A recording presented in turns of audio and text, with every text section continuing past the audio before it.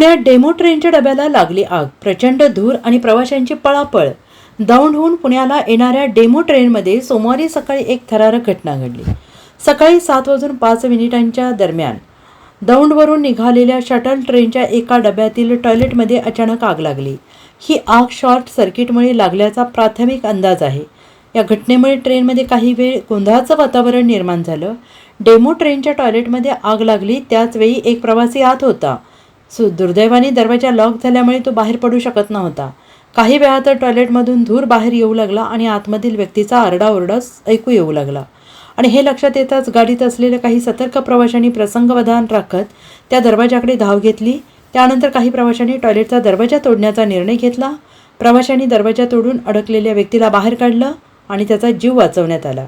घटनेची माहिती प्रवाशांनी तातडीनं स्टेशन मास्तरला दिली. आग आटोक्यात आणण्यासाठी रेल्वे कर्मचाऱ्यांकडून प्रयत्न करण्यात आले.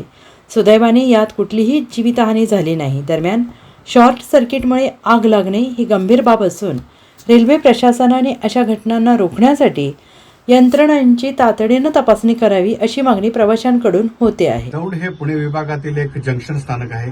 दौंडहून पुण्याकडे जाण्यासाठी सकाळी 7:05 दौंडहून डेमू शटल आहे आणि आज सोमवार पहिलाच दिवस कामाचा असल्या कारणाने दौंडहून पुण्याकडे जाणारी ही प्रचंड गर्दी असते. या गाडीमध्ये दैनंदिन प्रवासी असतात. तर यवत स्टेशन जवळ येताना धूर सदृश अशा इंजनपासून तिसऱ्या बोगीमध्ये काहीतरी दिसलं आणि प्रवाशांची एकदम धांदल उडाली, धावपळ उडाली. कारण गेल्या 8-10 दिवसात अनेक अशा घटना घडत आहेत की प्रवाशांच्या जीवाशी खेळ होत चाललाय.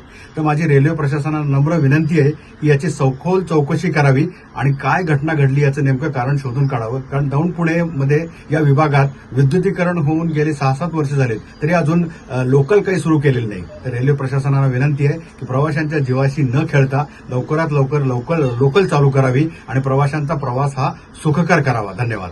Bureau report SBN Marathi, Pune.